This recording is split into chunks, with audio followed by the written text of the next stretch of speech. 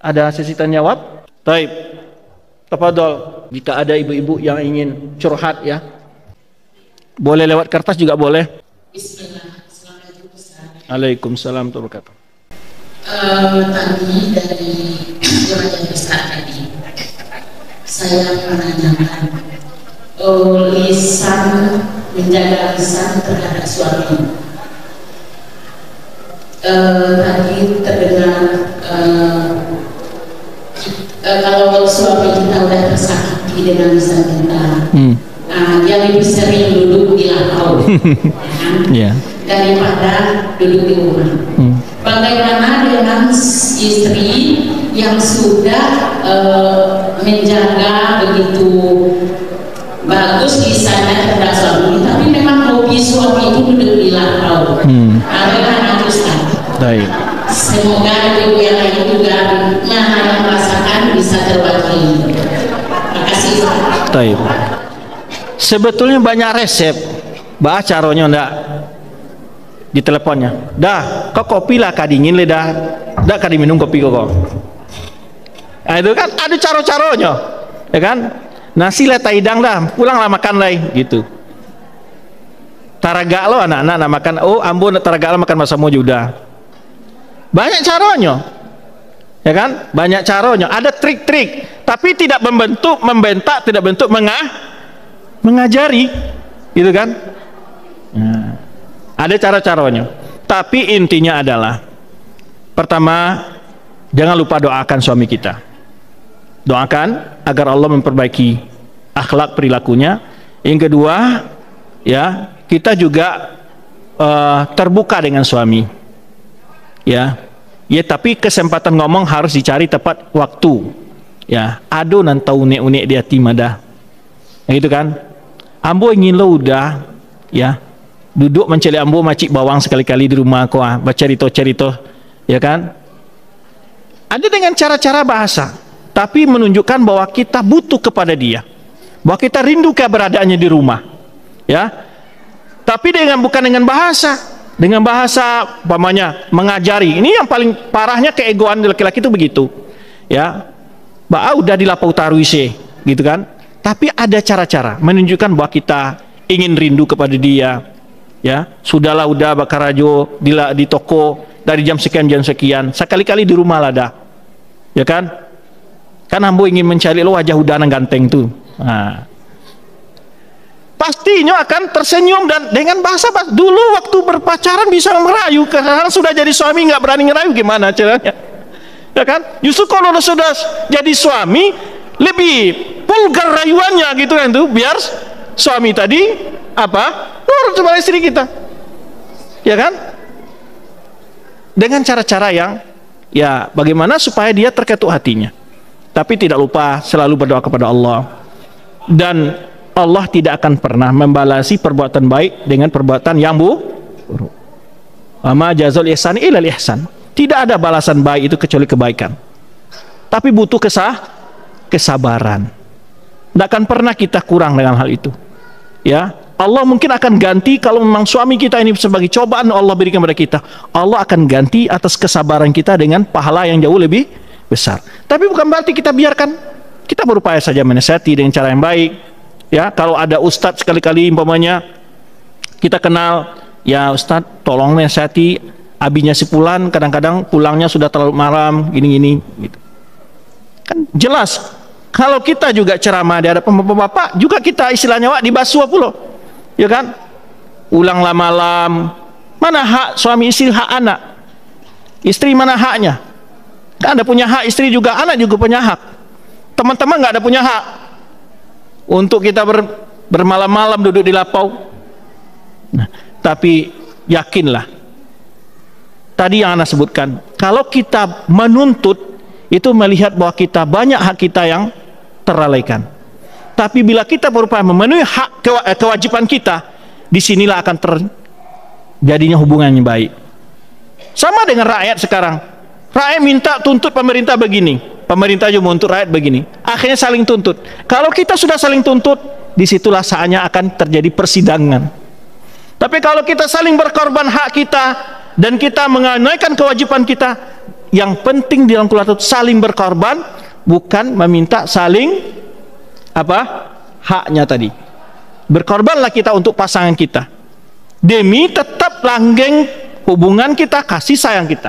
Kita perlu berkorban. Kadang berkorban perasaan, kadang berkorban waktu, korban materi segala macamnya. Ya. Tapi ya kadang-kadang memang tidak kita pungkiri, ada sebagian bapak-bapak yang kadang-kadang tidak tahu waktu ketika sudah berada di luar rumah. Baik, terima kasih atas pertanyaan, ini hadiah buat Ibu. Silakan yang lain. Terima kasih Ustaz. Ya, sama-sama Bu. Assalamualaikum warahmatullahi wabarakatuh. Waalaikumsalam warahmatullahi wabarakatuh. Saya mau nanya Pak Ustaz, kalau menikah itu kan ibadah, boleh nggak kalau misalnya suami istri bikin perjanjian kalau salah satu meninggal nggak boleh nikah lagi? Karena katanya kalau misalnya istri meninggal sama suami, kalau dia nggak nikah lagi nanti di surganya insya Allah bertemu lagi. Baik. Tapi kalau istri yang meninggal suami nikah lagi, nanti di surganya nanti akan dipilih istri mana yang paling solehah. Baik. Kalau misalnya bikin janji intinya kalau salah satu meninggal nggak boleh nikah lagi, apakah boleh?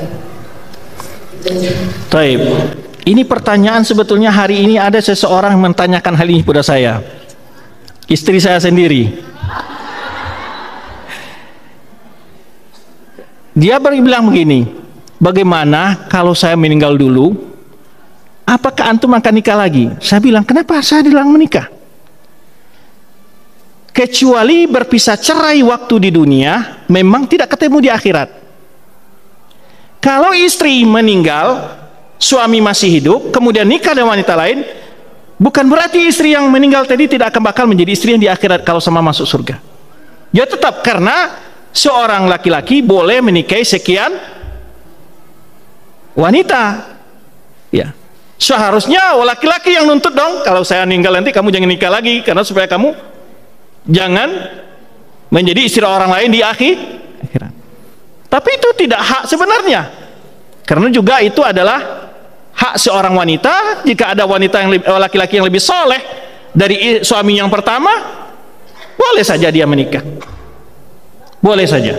Ya, adapun masalah boleh tidak bolehnya, wallahu alam. Yang penting hal seperti ini ya tidak terkendala kalau istri yang meninggal dulu, bukan cerai karena di dunia. Kalau cerai di dunia ya, tapi kalau istrinya meninggal kemudian suaminya nikah lagi atau menikah poligami pun, istri yang meninggal tadi sah tadi tetap, jika menjadi sama-sama ahli surga, tetap menjadi istrinya. Aman Bu? Aman? Hah?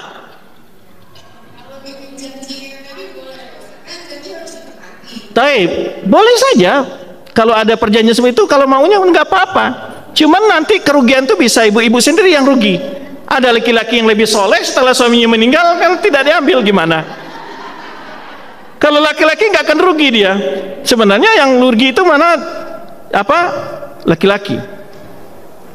Ya, kalau suaminya meninggal, kemudian istrinya menikah dengan laki-laki lain. Nah, itu nanti dia menjadi istri dari suami yang terakhir di akhir kelak. Ya, tapi kalau istri meninggal duluan, kemudian suami menikah lagi, istrinya yang tadi akan tetap menjadi istri yang kelak di akhirat. Karena laki-laki itu dibolehkan menikah wanita lebih, bahkan bidadari aja lebih dari satu dapat kelak di akhirat. Wallahu alam bisawab. Baik, yang lainnya, situ yang bertanya ada hadiah dia.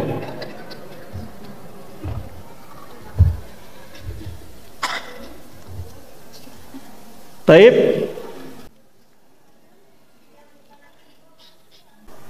Di ujung mana? Assalamualaikum Ustaz. Waalaikumsalam warahmatullahi wabarakatuh. Tadi Ustaz membicarakan tentang ibadah yang paling besar dalam keluarga adalah kesabaran. Kalau yang ingin saya tanyakan di sini Ustaz, bagaimana cara menjaga kesabaran dalam mendidik seorang anak, seandainya anak itu nakal atau bagaimana Ustaz? Kalau trik-triknya menjaga kesabaran dalam pendidikan itu gimana? Baik, ini barangkali banyak di antara kita menemui di masa sekarang ada anak-anak yang bandelnya luar biasa kadang-kadang. Pertama mulainya adalah contoh. Kalau anak-anak kita sering menonton film-film kartun yang suka nakal, apalagi itu Tom and Jerry, itu kan nakal, usil, itu akan mempengaruhi pola pikir anak kita.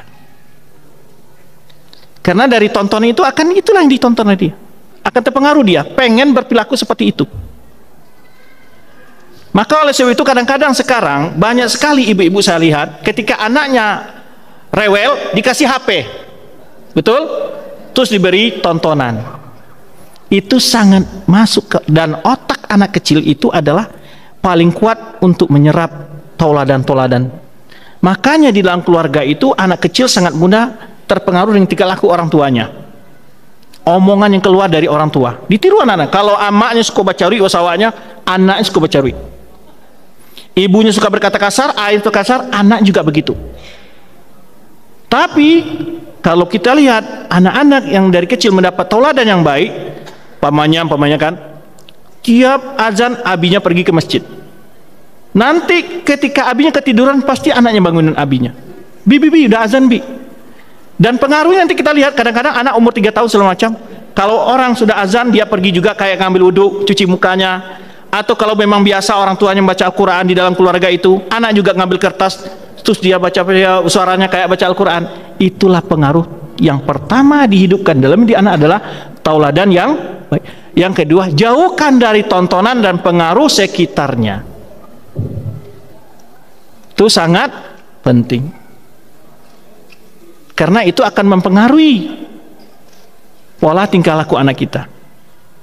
Maka kalau pengaruh teman sekarang itu masuk teman dalam hadis Nabi SAW, ya, almaru ala dini khalilihi, seseorang itu tergantung agamanya, agama temannya. Sekarang jadi teman anak kita siapa? Yang dia tonton apa? Apalagi di TV. Yang dilihat oleh dia adalah TikTok, yang dia ini, ya akhirnya apa? Akhlak itulah yang pindah ke anak-anak kita. Akhlak itulah yang pindah ke anak-anak kita. Itulah teman sekarang yang membahaya itu adalah media sosial. Ya, walaupun dia tidak ketemu di alam nyata, tapi yang selalu dilihatnya, yang selalu tontonnya itu adalah almaru ala dini khalili. Seseorang itu terpengaruh oleh teman duduknya atau teman akrabnya. Maka perlu orang tua menjaga temannya, baik temannya yang di media sosial yang ditontonnya, yang terbergaulnya, ataupun di luar rumah. Yang pertama terpenting adalah apa? Qudwah berikan suri tauladan yang baik. Tentu sebelum itu adalah diberinya makanan yang halal. Kadang efek makanan haram juga ada kepada perilaku anak. Maka oleh sebab itu penting kita memikirkan sesuatu yang kita berikan kepada anak kita harus hal yang halal. Nah, kalaupun kita dapat ujian dari tingkah laku anak kita, maka Allah sebutkan wa'mur ahlaka bis-sholati wastabir 'alaiha. Suruhlah anakmu salat wastabir. Itu bukan wasbir. Kalau yang ngerti bahasa Arab, kenapa ditambah huruf to di situ? Karena kesabaran dalam mendidik anak, apalagi masalah salat, itu sangat penting. Saya bercerita ini yang saya lihat dengan kalau kebetulan saya dulu waktu aliyah hidup di rumah orang tua asuh. Orang tua asuh ini adalah ya karyawan bawahan sekali di Petesmen Padang. Hidup di kandang puyuh, punya anak 5 orang. Sang ibu ini tidak pernah marah dalam membangunkan anaknya setiap pagi.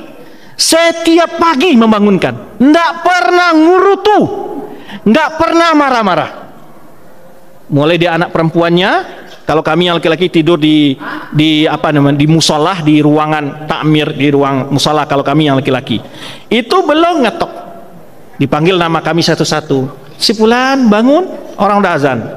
Kalau subuh itu semua anak perempuannya dibangunin setiap pagi. Tidak pernah keluar kata-kata yang namanya kesal kepada anaknya. Saya masih terbayang itu ibu rahimahullah. Saya terkesan sekali dengan pola pendidikan beliau. Dalam memanggil anak penuh kasih sayang. Beliau panggil, Mel, ayo sholat nak. Ya, anak dia antara email, ada juga anak-anaknya Mimi, dipanggil dengan bahasa Masya Allah. Tidak pernah dibilang, setiap pagi Umi bangunin kalian kayak gini terus, nggak sanggup lah Umi begini. Tidak pernah. Subhanallah. Tidak pernah kata-kata keluar. Masa ya setiap pagi Umi bangunin kalian kayak gini-gini, udah tua kalian 2 kelas begini, sudah SMA masih dibangunin sholat gini nih. Tidak ada kalimat kesal. Setiap pagi dibangunin, dipanggil nama satu-satu. Nak, bangun. Subhanallah. Itu pendidikan yang saya lihat. Ibu yang sangat sabar dalam mendidik anak. Beliau bangun sebelum subuh, sudah qiyamul lail, salat witir, terus masak buat kami, karena pagi itu berangkat belajar. Ya, kita naik, kadang kalau nggak di asrama saya pulang, itu kita pagi itu sebelum subuh itu udah masak beliau untuk makan anak-anak pergi sekolah besok. Itu saya terkesan sekali melihat beliau. Masya Allah, kesabaran dalam mendidik anak. Jadi memang ibu-ibu itu memang dari sinilah cobaannya. Ya, maka penting qudwah hasanah itu. Setelah itu anaknya akan berpikir, ya, setidak-tidak akan kasihan dengan orang tuanya. Terkenang oleh kesan-kesan indah waktu kecil bagaimana uminya membangunkan selalu, sehingga anak-anak beliau ya selalu menjaga sholat karena begitu perhatian dari orang tua terhadap sholat. Sekarang orang tua kita kalau terlambat sekolah baru marah, terlambat sholat nggak pernah marah. Gimana? Nah, ini yang perlu diperbaiki dalam pola pemikiran kita dalam mendidik anak ini. Ya, baik. Berikutnya, habis waktu. Nah, oh ini kita ada ya. Lupa saya baca, maaf. Ada beberapa pertanyaan ini.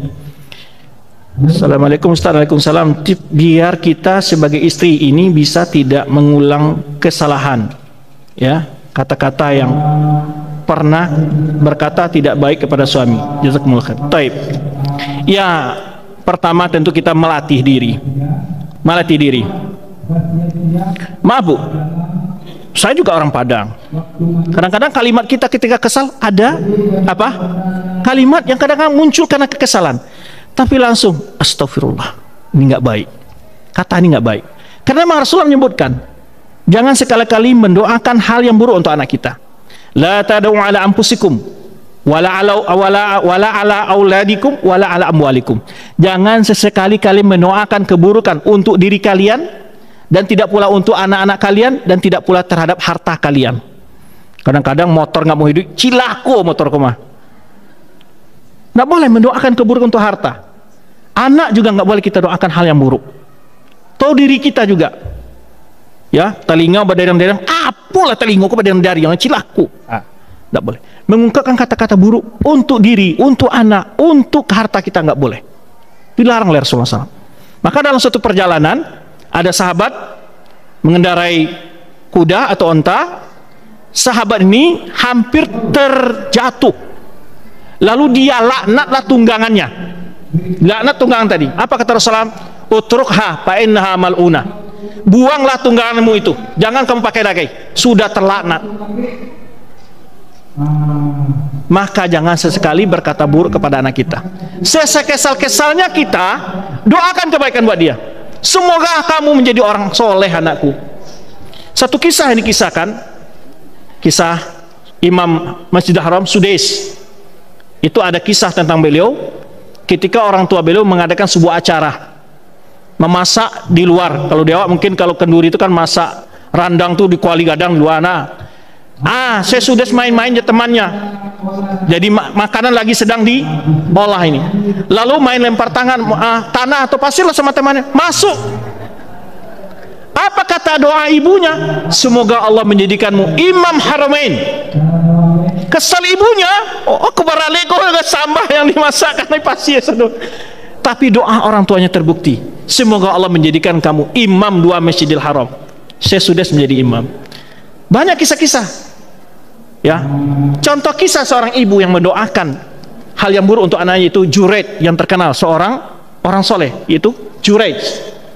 ketika dia sholat sunnah di saumaanya di tendanya, dia nggak sempat menjawab panggilan ibunya karena kesal ibunya, sumber kamu terfitnah, yaitu dengan mendapat fitnah di dunia ini. Akhirnya Juret dituduh menghamili seorang pelacur, dirobohkanlah tendanya oleh masyarakat, difitnahlah dia. Lalu ketika itu Allah memberikan suatu karomah kepada Juret ini. Tanyalah bayi yang lahir itu siapa bapaknya. Ketika itu ditanya kepada bayi siapa bapaknya, bapaknya adalah tukang gembala kambing. Itulah salah satu bayi yang bicara di waktu kecil. Pertama Isa, yang kedua si Juret ini, anak bayi yang difitnah Juret dengannya itu. Maka jangan sekali-kali berdoa buruk untuk suami kita, untuk anak kita. Selalulah sekesal-kesalnya keluarkan kalimat-kalimat yang baik. Baik. Sudah selesai? Pertanyaan lain nih. Ada satu lagi nih. Apa Ustaz, saya mau bertanya, sebagai seorang istri kita sudah taat, tapi sekali-kali kita ada kesal atau marah sama anak, tapi suami malah bicara percuma kamu sholat. Bagaimana kita menyikapi perkataan suami ini? Ya, kita sabar saja. Ini juga pola dalam menasihati anak. Bila seorang suami menasihati sang anak, sang istri jangan ngomong, jangan seolah-olah membela anak. Tapi nanti ketika anak tidak ada, Abi terlalu keras ngomongnya sama anak, tadi dia tidak begitu. Tapi jangan di depan anak. Ini jarang seperti ini, yang sering juga terjadi di dalam rumah tangga gitu. Ya, tidak kompak antara suami dan istri dalam menasihati, sehingga anak merasa baik ini jahat. Ini nggak boleh. Jadi kalau memang suami salah dalam menyikapi sebuah tindakan anak, jangan di hadapan anak itu. Ya, dan begitu pula kita, jika kita salah menyikapi seperti ke anak kita, maaf Umi tadi, Umi salah.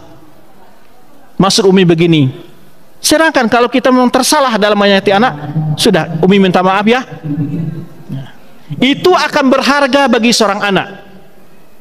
Sangat mendidik kepribadiannya. Dia akan terbiasa minta maaf ke adiknya, ke kakaknya. Biasa. Kenapa? Ibunya mencontohkan bagaimana juga mudah minta maaf kepada sang anak.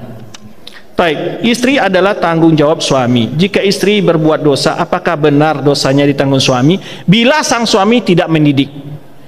Bila seorang suami telah mendidik istrinya dan istri tidak mau melakukan apa yang dinasihati suami, suami lepas tanggung jawab. Sebagian nabi juga istrinya tidak beriman, seperti Nabi Nuh dan Nabi Lut. Tapi bukan berarti Nabi Lut dan Nabi Nuh akan diazab Allah, tidak. Karena mereka telah melepas tanggung jawabnya dengan mendidik dan mendakwahinya. Demikian, wallahu a'lam bishawab. Terima kasih atas segala perhatian dan kehadirannya. Mohon maaf atas segala kekurangan. Subhanakallahumma wa bihamdika asyhadu an la ilaha illa anta astaghfiruka wa atubu ilaik. Wassalamualaikum warahmatullahi wabarakatuh.